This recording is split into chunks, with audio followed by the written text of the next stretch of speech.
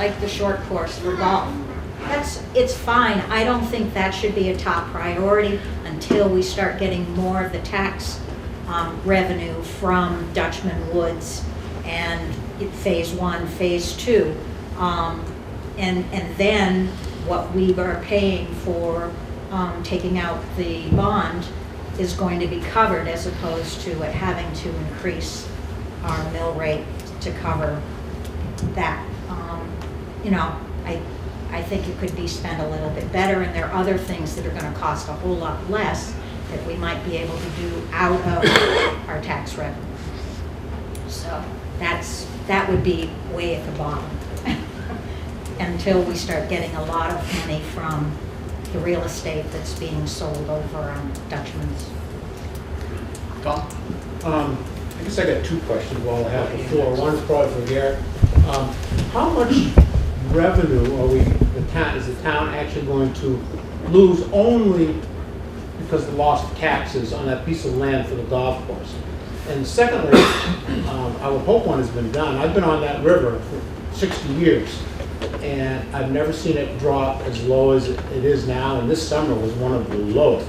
I understand there wasn't a lot of rain, but with all this climate talk and stuff going around, how can we be assured, A, we're going to get snow, and B, the water that we do have used for snowmaking and watering the greens and all that kind of stuff, had it been done so that when we build this new pond up there that Carl's talking about and all that, are we still going to have water going down the river? Fair questions. Or how much? I don't know that I'm the best, but I'll give you my shot at answering those two. The first part is, my understanding is Sugarloaf, as they do now, pays taxes, property taxes on the golf course, even though the town owns it, they're tenant in possession, and that would continue. So I don't think there would be lost property tax value from that. And if anything, you know, the value of a devolved golf course would probably be more than it is now. And then in terms of the, yeah, I think, you know, others are probably in a better position to speak, but my understanding is part of the pond project is looking at thinking about less snow and how we can put more man-made snow on the mountain, not just for the golf course. And so I think it's a way to, what I've heard is that it's a reservoir sort of to hold water for when there are dry times. So if we had steady rainfall all the time, that might be easier to keep drawing from the river. But given that the river's getting, you know, well, it's sort of, you know, when it rains, it pours. Drawing from the river to fill the reservoir? Correct, but over gradually. We I think have, so. there's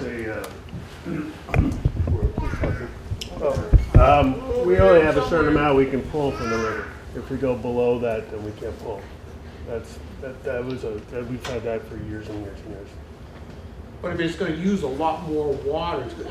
How long No, is it going to take to fill so the right thing now up? when we pull out for snowmaking, it's only when temperatures are correct, you know? Well, yeah. So then this, we'd be pulling more gradually out to fill the pond, and then use that pond to make snow with. So it'd be more of a gradual thing, we wouldn't be sucking it all out at once.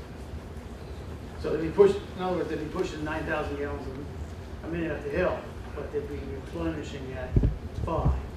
So yes, the pond is going down, but they're putting back in over time.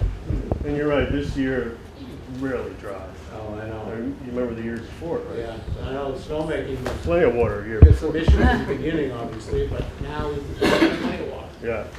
Carl, so just I think I heard you say this, I think I knew this anyways, that there's a minimum level that flow, you can't, the minimum flow that you can't bring the carabas to below. Right. Regardless. Yep. So you're And going to stop. DEP gave us that permit.